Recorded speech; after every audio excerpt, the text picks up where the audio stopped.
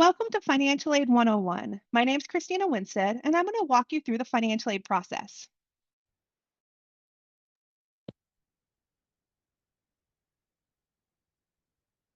I work at the Washington Student Achievement Council. We're a small but mighty agency located all across the state of Washington, and we work to increase educational opportunities and attainment in Washington. And we do it through programs, through policies, and through our partnerships. And so, one of the things that we do, you may notice, is things like College Bound or OtterBot, or even the 12th Year Campaign, where we support you with financial aid and admissions. Today, we're going to talk about financial aid, my favorite topic. We're going to talk about what financial aid is, the types of financial aid that are out there, when you should apply for financial aid. Class of 2025, it's happening soon. How to apply for aid. We're also going to talk about scholarships and help and resources. So, financial aid is simply money to make education after high school more affordable. And it can be different types of funds that work together to do this. This includes grants, work study, loans, and scholarships. And we're going to talk more about these different types of aid and how to utilize them. And I love financial aid because for me, I'm a big dork about it because financial aid is the reason I get to do something I love every single day and I get paid a family wage. And that's what I want for students. Students, you're going to take over this world very shortly. And I want you to find what you love to do that earns a family wage and then map where you are and how to get to that. And one of the drivers to get you there is going to be financial aid.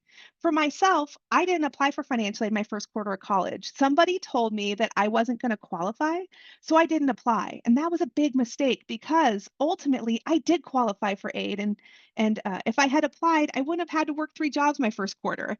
And so I encourage you, um, if you would like, when you're applying for financial aid, I just encourage you to look at all the different types because they all work together to make that comprehensive picture.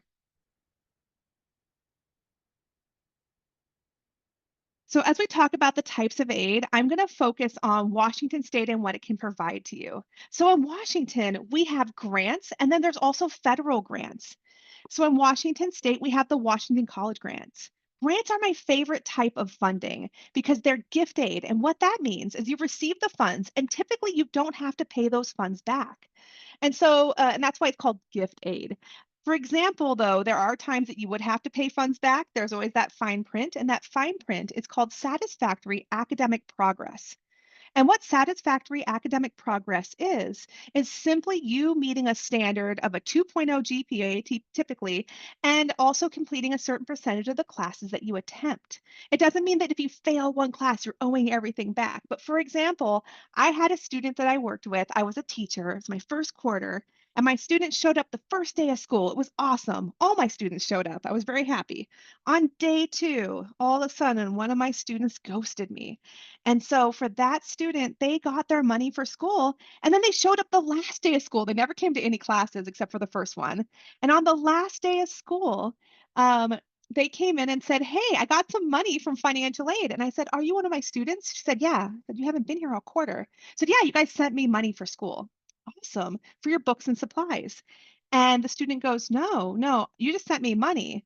So I went to Vegas with that money and I spent all of it. And now I'm back for more money, please. That student, unfortunately, it broke my heart when I found out that that student did owe those funds back because they never attended their classes and they just took the money and used it for a vacation. And so I encourage you, financial aid is amazing. Grants are awesome for paying for college, but maybe not for Vegas. I would definitely use it for things that make you successful in school. There are two main types of grants. There's the Washington College Grant, which I'm going to talk more about, and then there's the federal Pell Grant. The Washington College Grant is amazing. Did you know that Washington State has some of the most generous financial aid in the nation? In fact, it's been ranked as the most equitable financial aid in the nation. What that means is Washington State provides more funds to their students in this state than the federal government does. The WA grant, or as you'll hear called the Washington College Grant, both names for the same amazing program, is a groundbreaking commitment of financial aid for middle and low income families. And what's so cool about it is it can be used in different ways. So you don't just have, like, it's not just for bachelor's degrees. You can use it for associate's degrees, for training, for job training, even apprenticeships that are approved. So, whatever your pathway is, the WA grant's waiting there for you. What I love about the WA grant is it also has a sliding scale that's available for families. So instead of saying like yes or no, you'll get aid, it is a sliding scale. So if your family of four, for example, makes 78,500 or less, you're going to get a full tuition award. And if your family of four makes up to 120,500, you will get some sort of sliding scale gift aid from the Washington College Grant. Now, these are some examples, but you can use a calculator online that we have to see what would be eligible for your family. So you'll be able to put your family size in, the amount of money your family makes in a year, and the number who are going to college, and it will tell you what you're eligible for in Washington state alone.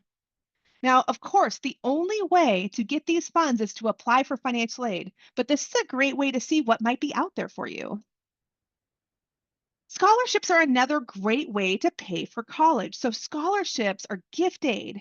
You don't have to repay them, and they are meant for students who are looking for additional funds to pay for their education. Now, there's a lot of misconceptions about scholarships. People think that you have to be like a 4.0 student to get a scholarship, or maybe you have to be like the best person at sports.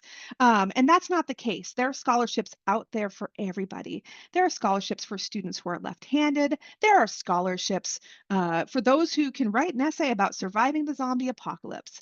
I'm here to tell you that scholarships go unawarded every single year.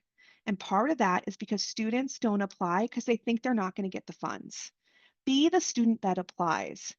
There are two amazing resources for you for scholarships. Number one, if you are going into a STEM field and you meet income guidelines, I highly encourage you to pursue the Washington State Opportunity Scholarship. The Washington State Opportunity Scholarship has a 2 and 4 year track. It is for STEM fields for students who are eligible through income guidelines. For the bachelor's degree, it's a 4 year scholarship, and it's what they call a last dollar scholarship. Last dollar scholarship means that everything else pays first, and anything that's left over from that scholarship comes back to the student, typically in the form of a check. If you're looking for scholarships, the washboard.org is our scholarship warehouse, and I encourage you to build a profile to see what you match to. I just encourage everybody apply for scholarships. I know that it can be daunting the amount of work a scholarship takes, and you may not get every scholarship you apply for. But as someone who received a lot of scholarships, who also just happens to be the poster child of a 90s slacker, I'm here to tell you that I got scholarships and you can too, but you have to apply. So there's another program. You might be looking at the words on the screen right now and thinking, no, thank you. It's called work study. And I know the word work and then hyphening and putting the word study next to it sounds like a real bummer. But I promise you, it's an opportunity to work on campus while going to school. What I love about work study is it gives you an opportunity to try out different jobs on campus or even pursue the field you're going into for work while going to school. They're jobs that you work on campus. You have to meet the income eligibility for this program, and you have to opt into this program, which means when you apply for financial aid, after you apply, you have to say yes that you want to be considered for the work study program. You can work in a variety of places on campus. You don't have to work in financial aid like I did, but you can work in a variety of places like student life, the library. I had a student that she wanted to be an event planner, and she got a work study job on campus in our student life office. And in student life, she learned, so she was learning all the event planning stuff in her classroom, but she got to do the hands on learning of that program. So in student life, she would learn in her classes about contracts, but in her work study job, they would allow her to sit in on the process of filing contracts for an event, doing release forms for photos, the catering contracts that we did. She also got to learn, like, what do we do in Olympia when it snows 3 inches and we shut everything down and you have 500 burritos that just arrived for an event that got canceled? She got to learn all of that all in her work study job. It was so cool to be able to cement what she was learning in class with real world experience. Work study is a great opportunity, and I just really encourage you to think about pursuing it. It was the first time where an employer asked me if I needed time off to like do finals. Every other employer previous to that in the service industry wasn't as supportive as me as a student, but my work study job was the first time where my employers truly supported me as a student and as an employee. If you want to be considered for work study, you still have to fill out the FAFSA to be considered. So you'll want to fill out the FAFSA to see if you're eligible for the work study program. If you're not eligible for work study, there's another option, which is to see if there are part-time hourly jobs on campus, which would be a really good option as well. I've done both, and working on campus was an amazing experience. So the next type of funding I'm going to talk about is loans. Now, loans are, I know, a bummer, but I want to make sure that you're an informed consumer of loans because loans are the reality for a lot of students.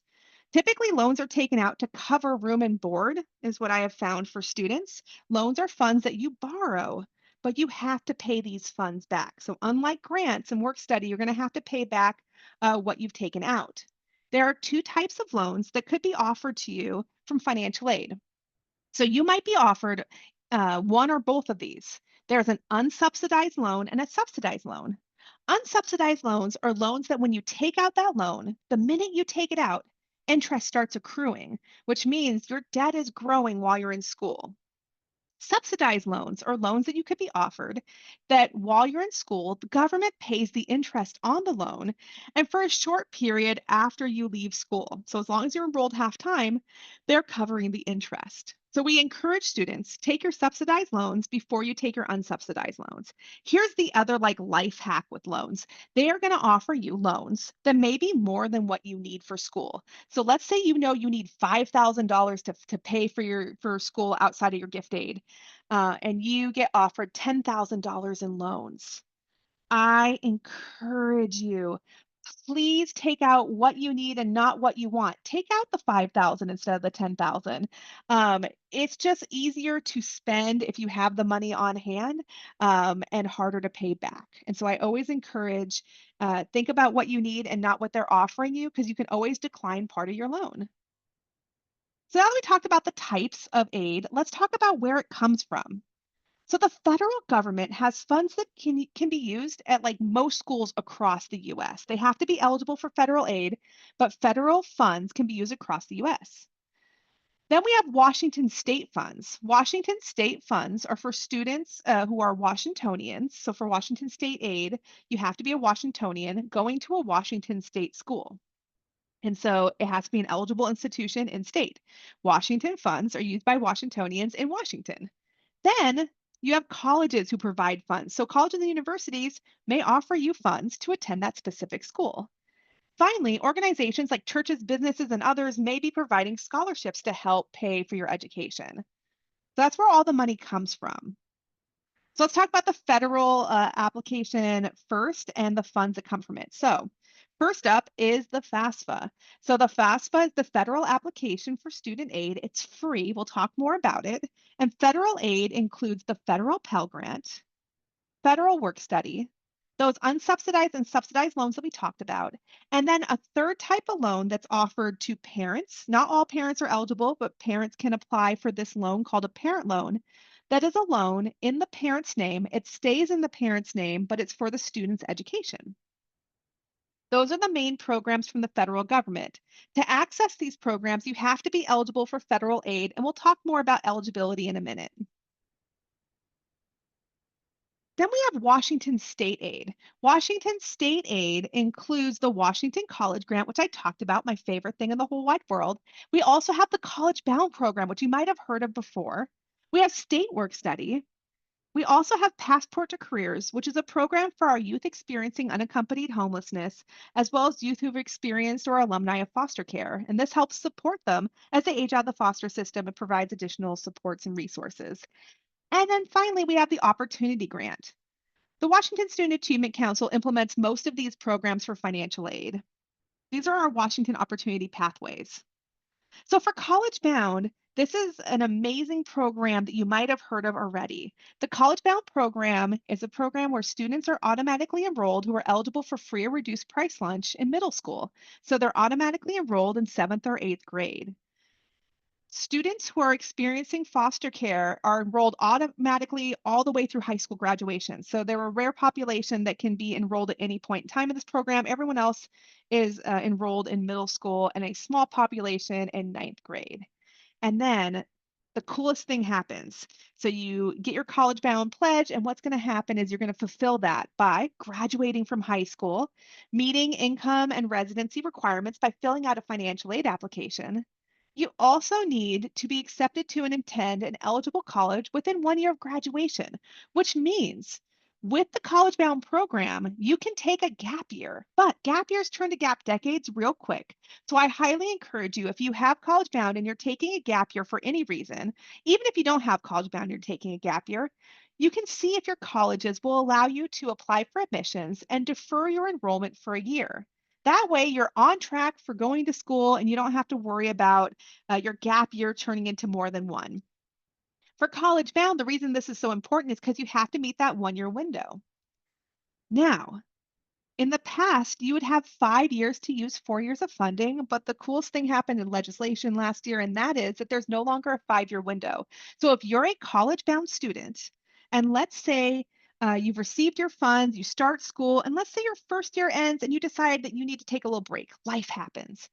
Your college bound funds, the funds that you haven't used yet, will be waiting for you when you're ready to come back to school. So, if that means you're coming back in a year, or let's say we don't care if you come back when you're 21, 31, 51, the money is still waiting for you as long as you're still eligible. If you're attending a community college, there's no GPA requirement for college bound. And if you're attending a university, then you're going to want to have a 2.0 GPA and meet all the caters to enter that university. And this is where the cool part comes. The college bound program then will combine with other state aid to cover the average cost of tuition at the public rate, and it covers some fees and a small book allowance. So, for example, the highest public rate is going to be University of Washington and Wazoo. They have research-based tuition rates, and that's the highest in the state. This would cover the highest public rate. So if a student's going to UW, it will cover UW for 4 years. If a student decides to go to a private college in Washington, because these funds have to be used in Washington, what will end up happening is they'll want to check with that college or university to see if they offer a scholarship to cover the difference between private and public tuition, because there is a difference. And several of the private colleges do offer a commitment to college bound students. These funds can be used at over 65 schools in Washington state. This includes 2 year schools, 4 year schools, public and private. So it really meets the needs of whatever pathway you're going down.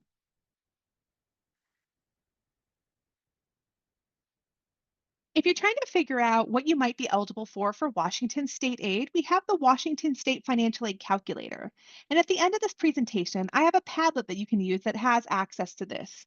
This will tell you what to expect from Washington state aid alone, not even federal aid. So we've talked a little bit about federal funding, state funding. Let's talk about how to apply.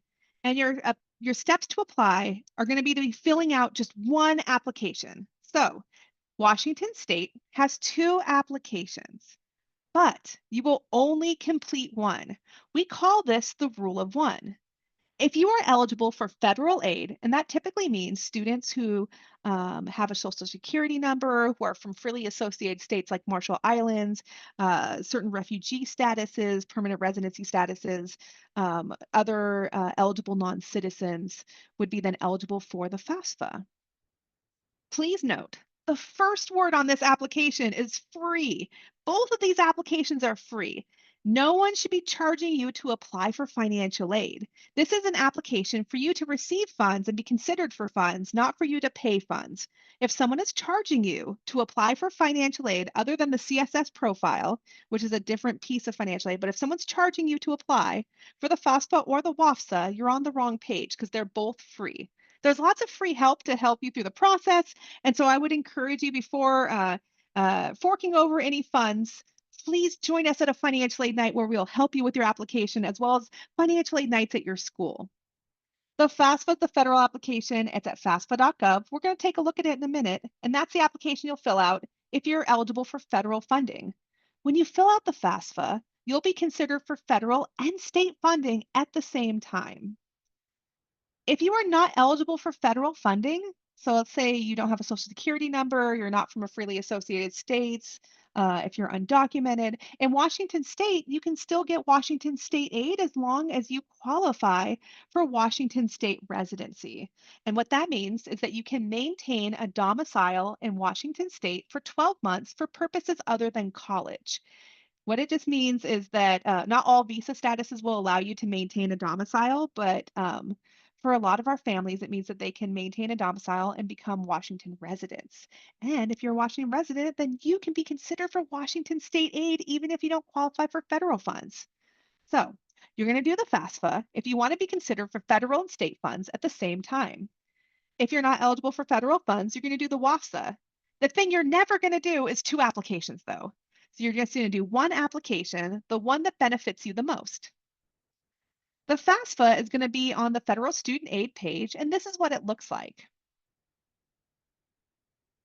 Your application for the FAFSA is available on the website or as a paper application. I highly encourage students to use the website. The paper application should be used as a last case scenario or for students who do not have access to the internet or are justice involved students as well. The paper applications take significantly longer to process, and so we encourage you to use the website. The website's available in English and Spanish, but there's also guides to support students whose family's home language is in the top 10 spoken languages in the US. They have guides for the top 10 spoken languages as well as additional support over the phone. Your first step to completing a FAFSA is doing your FSA ID, and you'll have time tonight and support to be able to help you take your first step in completing that process. The Social Security number, if applicable, is one of the pieces you will need for your FSA ID. If you don't have a SOCH, no worries. But if you do, you're going to want to have access to that SOCH as well as your name as listed on your Social Security card. Students, you will not use your high school email address for this process. You'll want to use your own mobile number and or your own email address that's not your high school email address because you lose access after you graduate. This is a great time for you to create an email address that you're going to check on a regular basis that won't make an admissions officer blush. And I say that only because I have read email addresses that would have gotten me fired. We encourage you to create one that you're going to be able to use on a regular basis. The WAFSA is located on our Washington State page here. If you're not sure if you're supposed to do the FAFSA or the WAFSA, if you're like, I don't know which one I'm eligible for, there's a questionnaire right here on the WAFSA page that will tell you if you're going to be doing the FAFSA or the WAFSA. And so if you're not sure, this is a great place to start. For the WAFSA questionnaire, it's 3 or 4 questions depending on how you answer them, and then it's going to take you to the account creation if you're eligible for using the WAFSA. Just like the FAFSA, you're going to need your own email address. This application is available in English and Spanish, and you will need internet access as well. For financial aid purposes, students, I want to preface this. We know that you are independent humans with independent thoughts and feelings, but for financial aid purposes, until the age of 24, you are considered dependent. Now, some students will have special circumstances where they will not have to provide parent information, and those circumstances are listed in the right-hand column here. So, for example, if you were in foster care at any point in time after the age of 13, you're only going to use your own income, even if you were adopted, as long as you were in foster care after the age of 13. If you have been experiencing unaccompanied homelessness, or you're at risk for becoming homeless and self-supporting, then you will not have to provide parent information. The other pieces is students, you might be looking at this independent list here and you may not see your circumstance listed on here. Ultimately, we want to make sure that you're safe first and foremost. If getting parent information for the financial aid application puts you in danger, there is a question in the application that asks that will providing this information or asking a parent for this information put you in danger. You will check that, and the financial aid office will follow up with you for a confidential conversation. We just want to make sure you're safe first and foremost. I only say this because I know the federal government's asking for this information, and I've had students who have broken no contact orders thinking they have to get this parent information. If you can't get parent information because of special circumstances like that, there is a part of the application you can list it, and they will give you what's called provisional independence until they determine your situation. So, students, you're always going to create an account for the application you're completing. And if you are considered dependent, you will need a parent's information, which means a parent's going to create an account as well. The coolest thing about the application and getting ready and why we're able to do the first steps tonight is even though the FAFSA and WAFSA don't open until December 1st, you can create your FSA ID or WAFSA account now and have it ready to go so that you can apply as soon as the application opens. To apply for financial aid, if you have a driver's license or state ID, sometimes that's helpful. It's not required, but it's helpful in putting information in its legal format. You're going to want to have access to your bank information, including any W-2s or pay stubs. If you have a 2023 tax return, that's also helpful. Information from the IRS is directly imported into the FAFSA now, so you don't have to manually enter information, but some families will have to still manually enter information depending on their circumstances. So we encourage you having copies of your taxes will help. Um, if you're under 24, then you will need also most likely your parents' information, and your parent will need to either create an FSA ID if they're doing the FAFSA, or if they're doing the WAFSA, they will sign your WAFSA application separately. Students, if you have a Social Security card, this is a great time to dig it out to make sure the information you're entering into the FAFSA is accurate. They are matching the information you enter into your FSA ID as directly listed off of your Social Security cards. They're matching it directly, which means you have to enter it with the same characters. If you have too many characters in your name, you're just going to enter as much as will fit.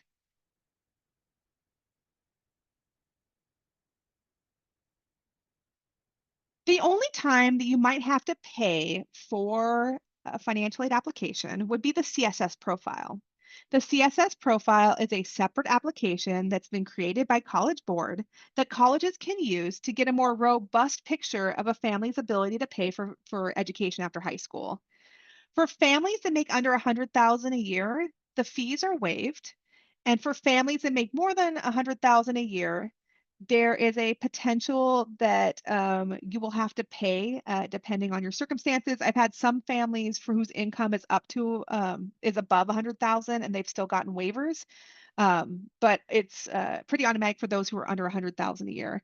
It's $25 for the application, and each additional report that goes to the school are $16.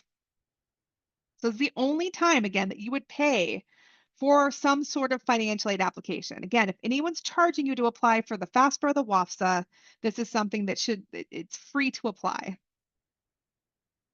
So here's your timeline. Seniors, this is going to go real quick.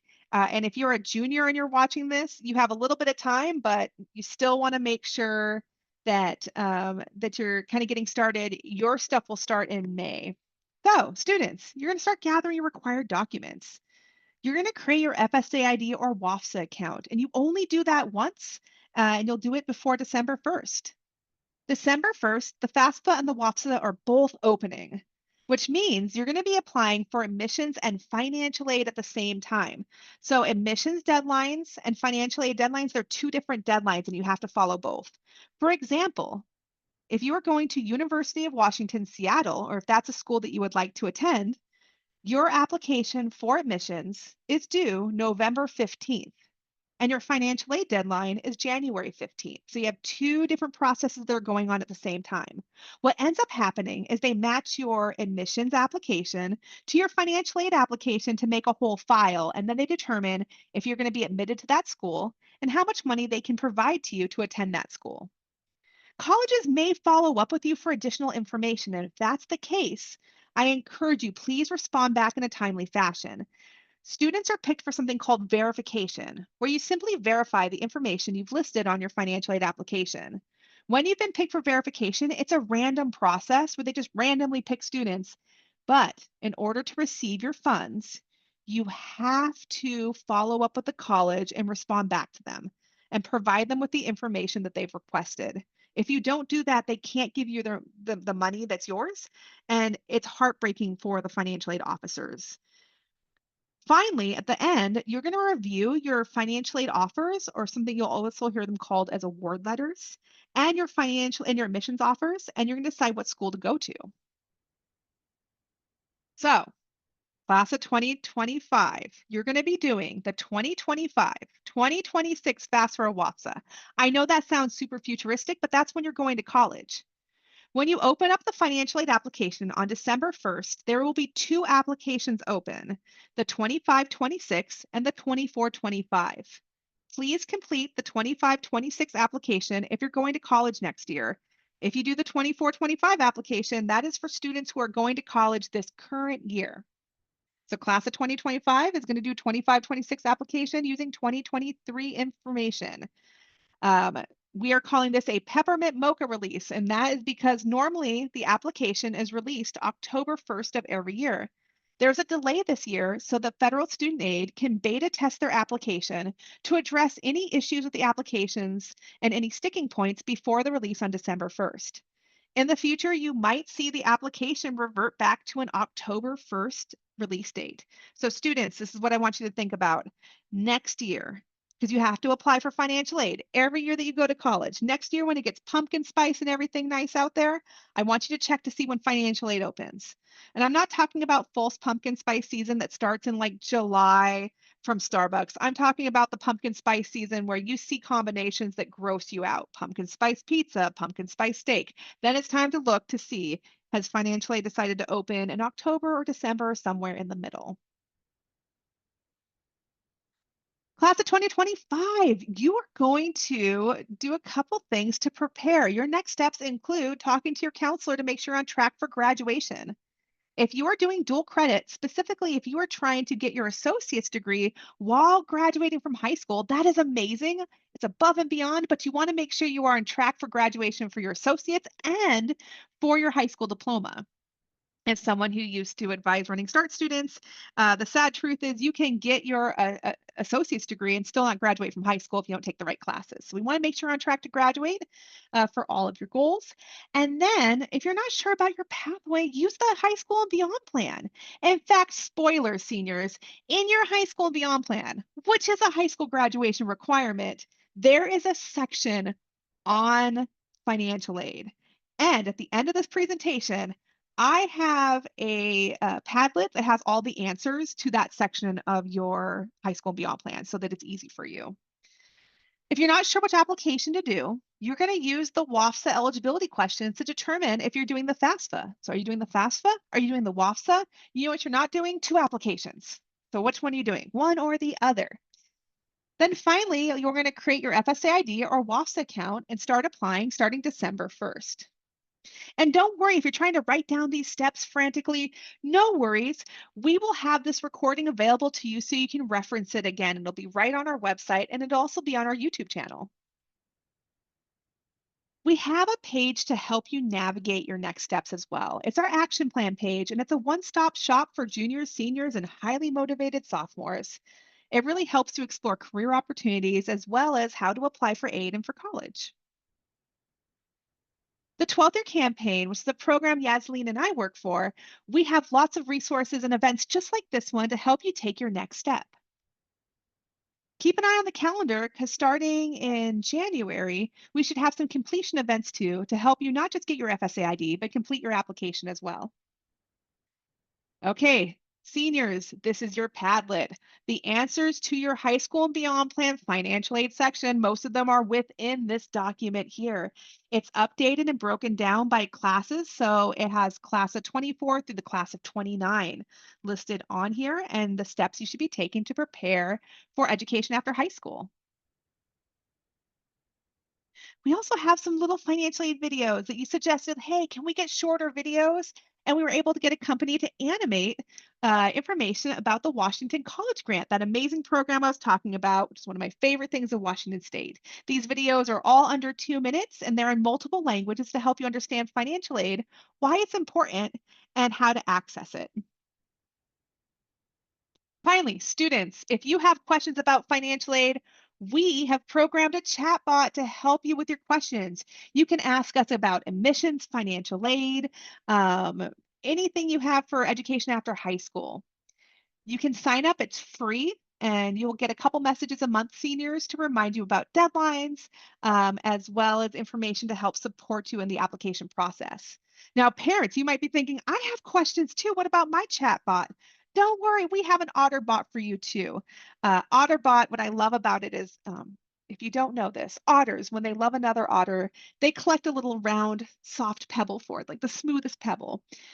We have found from students that you want information given to you in small amounts, like pebbles. So this is our way to give you pebbles of information because we care about you so much and we care about your future and we just want to make sure you have access to the information you need at the time that you want it. So you can always text your questions into Otterbot.